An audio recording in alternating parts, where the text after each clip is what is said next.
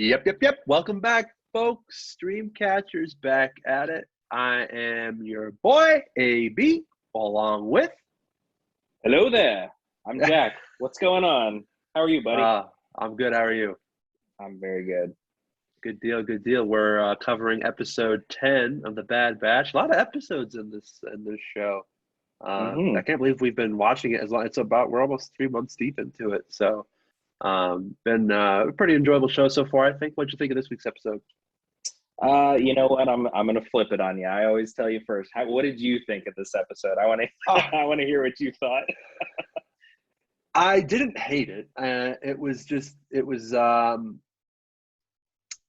Last week I said I expect this show to give us some very basic episodes for a while until they finish us off strong at the end.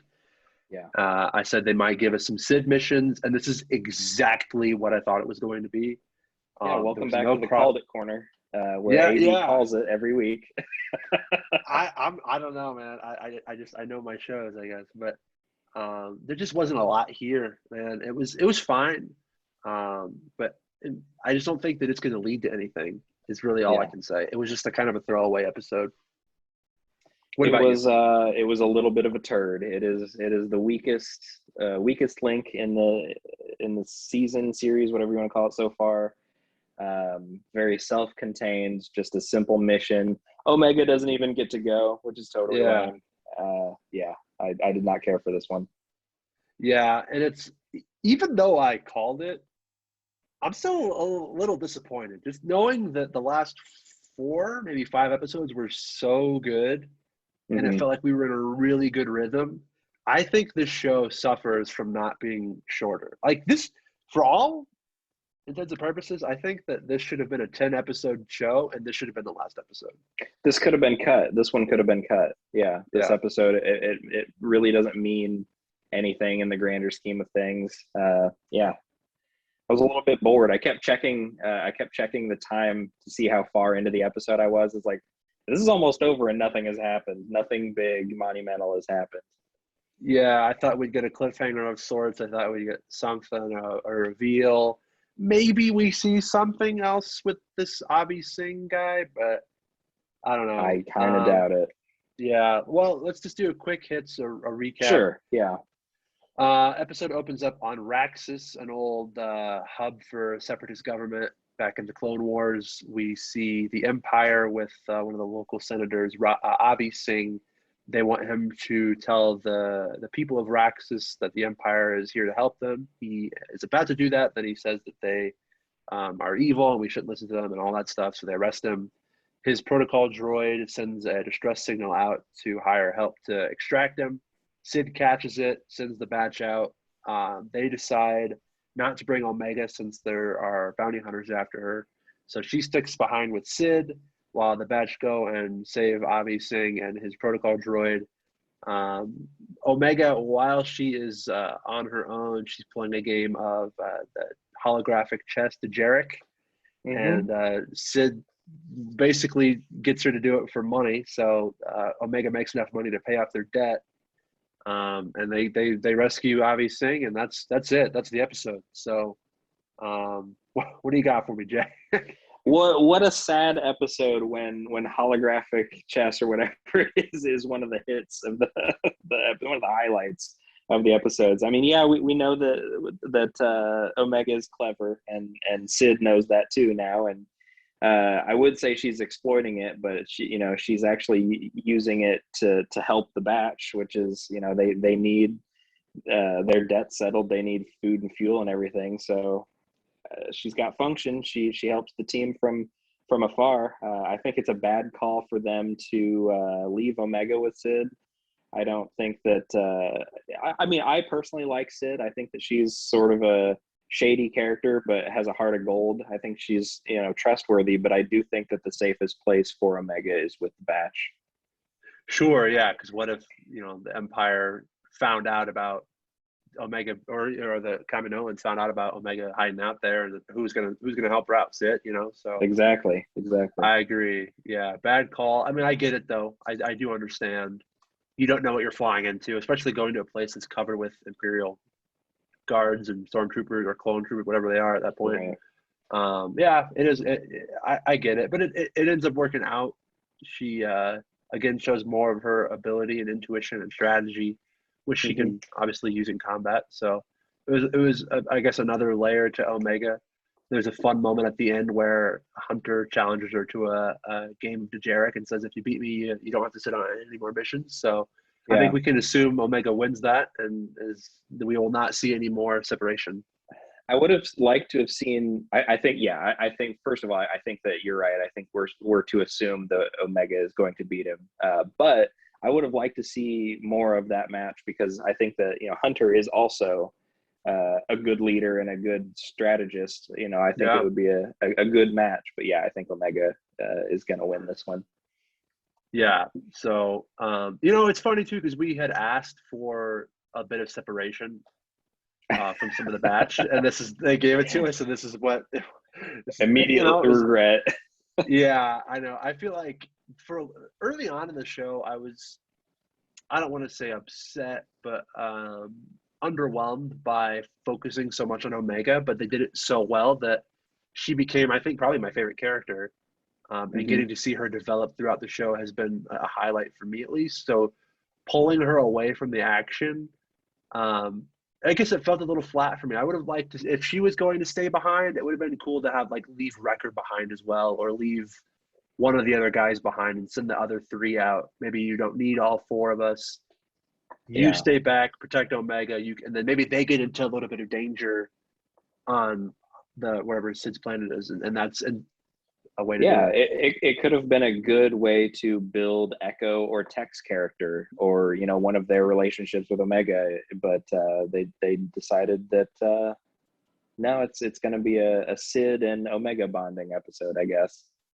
Which works, I guess. And again, the debt is now paid off, so that if there is a silver lining, hopefully we don't see any more Sid missions, and that's the end of that. maybe. The only other thing that I could think of that comes of this episode is that maybe Avi Singh could join Saw Gerrera's fight or something. That the senator can't go back to his home world or else he'll be arrested. Yet he still wants to fight for his people. I feel like that's the way to do it. Yeah, and being a politician, I'm sure he has some resources that he can loan out to the batch or Saw in that cause. I do think that we'll see more of Avi Singh. When they grab him and they go to the ship, the Marauder, he almost wants to stay behind, and then they're like, "Well, no, you could do more if you leave." So it does imply that we haven't seen the last of him, but so I guess that could be something to look forward to. Yeah, I mean, even if he's just mentioned by name later in another episode, that'd be fine too, just to kind of close out his story. Yeah, for sure. It was. There was one point I liked. I think they're running away from some of the clone troopers, and Hunter is trying to direct everyone and what to do, and he's like, "All right, Tech, you do this, that, and then Omega, you go around and do this," and Tech's like, "That would be impossible because she's not here." So it does show that they have become reliant on her, and they do want her around. So I thought that was a good little moment there for him. It's he just kind of reflexively calls out member of his squad, and Omega is definitely a part of that squad now. Yeah, exactly. So I feel like that is I mean, that's obvious. That's in my notes. That was one of my 3 or 4 notes for this episode. This was a very light episode, as we said. It was, and I think that if it showed me anything, this entire season should have just been 10 episodes. Yeah, I think this episode, this is the 10th one. This could have been the finale, and I think I would have been content with it. Mm-hmm. Not this specific episode, this would have been I would have been pissed if this was the last one. Are you kidding me? Oh my God. Next year. No. But if they had just done 10 episodes and this week was our last week of Bad Batch and whatever, and it ended however it was going to end, I think I would have been cool with that. But yeah, I mean, I don't think it needs to be 16 episodes. Yeah, well, who knows? They might surprise us in the next one, pick it up. I feel like there's got to be more more to Crosshair, more solo Crosshair stuff before we really get to the finale. I want to see his character kind of build on his own. We haven't really gotten that opportunity since like the second or third episode. So I would definitely like to see that more. There's got to be some fallout to that injury he sustained, the burning that he had. There's got to be something with that where we see him have to deal with that, right? You'd think. Yeah. There's a lot that seems unresolved with him so far. Yeah, I think this show could do with a Crosshair episode, full on focus on him, because like you said, we just haven't had that at all, and so I'd like to see more of that. I'd also like to see more Finnick and Cad Bane. Obviously, they can't be in every episode, but man, that last episode was so good, right? How great to have two rivaling bounty hunters for this series. Yeah, I also think like something that could have made this episode a bit more exciting is if a third lesser bounty hunter had come in and then realized that Omega wasn't there, and then they just kind of subdued him. Just like another way to keep that story going would have been a fun way. I don't know, but yeah. Well, this show has kind of shined the most when they cameo characters from other stuff, right? When they have the Deserter or Rex or Cad Bane or Fennec or something like that. They could have easily done that with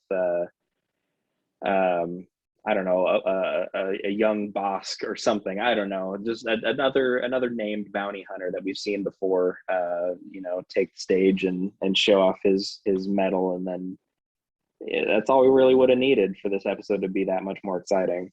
Sure, it definitely has shined when there has been a cameo. I think it's also at its best when you feel like the batch are going to lose or have some real peril, and that just there was never a point where I thought they weren't going to accomplish the mission.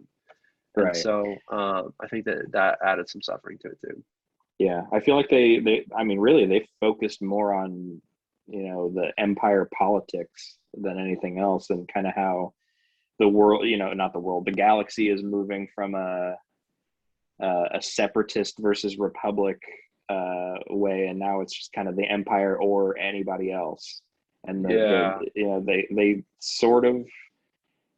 sort of touched on that a little bit, because the Bad Batch were reluctant to go to some place that was and rescue a separatist senator, but they didn't really. They could have had like the realization in the episode that it's Empire or not, and they just didn't really do it. Yeah, I don't know. I guess if Phantom Menace taught us anything, it's politics in Star Wars tend to make it a little boring. So politics are good for Star Wars. It's just better if they're in the background, I guess. Yeah, and I mean, not to get on too much of a side rant, not that there's much meat on the bone here, but we got time for it, dude, if you want to. I getting to watch 1, 2, and 3, and then also getting Clone Wars, it does contribute to the whole story they were trying to tell. So it's not like it's a bad thing. It just that specific moment, that episode was a little boring at times, similar to this episode where it's focusing on the politics somewhat, and so it's like all right, whatever. Yeah, you gotta remind yourself that it's only 1/16 of this show, and it only seems worse because it's all we get for a whole week. Yeah, exactly. This would have been a totally fine episode if it was just like a binge and you were watching them in a bunch, but getting it 1 week at a time, it was very underwhelming. And I had really been looking forward to this week. Same. Yeah. It took forever for me to get into this, not get into it, but like get to a point where I was excited, couldn't wait for Friday. And and this week it was like, oh, all right, whatever. Yeah. And I feel like in the back of our mind, we're also probably comparing it to Loki, because we're watching those episodes concurrently, and every one of those has been a banger. Sure. And that's, we're such big Star Wars fans that it's hard when Marvel has done so well with their 3 shows, and we've gotten them pretty much back to back, save for maybe a few weeks gap. And so we've had nothing but really good Marvel content, especially with Black Widow coming out next week. And you know, with Star Wars, we haven't had a movie in a couple of years now, and Mando ended in maybe early January, late December. So it's like Right.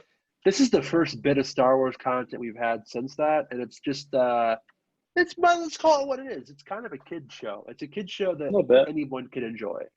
Yeah, it's a Whereas little bit of a young adult show, I would say, because there are some dark themes, but yeah, it is definitely palatable for young adults. I'd say the demographics probably like 12 to 19, 20. Yeah, yeah, It's I probably would say pretty fair, right? that's a safe bet. Yeah. Yeah. So, I mean, in the scope of the whole season, probably my least favorite episode. It's not like terrible by any means. It just my expectations weren't managed this week, I suppose. Yeah. Even though I knew this was probably what we were going to get, so I Yeah, don't know you why. you called it, but I mean, it's not like it's what you wanted. It's what you thought we were gonna get. Yeah, yeah, exactly. So that's literally all I have. Yeah. Oh, that was your notes. We're good. Yeah. Oh, dude, I had one note. It was almost Okay. playing Dejarik. Okay. I wrote down one other thing, and it's kind of a stupid thing, but it's the last line of the show when they're about to when Omega and Hunter are about to play. Um, Hunter says, "Are you ready for this?" And then it cuts out. I thought it would be a great missed opportunity. You know, she could have said, "I was cloned ready." What a line, right? uh, you might be alone on that one, Yeah, but but anyway, it's all my time. I'll see myself out. it's cut to the scene of in Joker where he's standing at the stage like, all right, well, Yeah, yeah, that's all I got, folks. So, um, thank you for sticking with us. If you did, this hopefully this episode was better than the Bad Batch episode. Um, hopefully next week, episode 11 gives us a little bit more. Hopefully we at least get a cameo or something to speculate on. But until then, thank you guys for tuning in. Links to all of our accounts are in the show notes. Make sure you feel free to leave us some feedback or anything you'd like. And yeah. until next time, folks, keep on keeping on. Catch you later.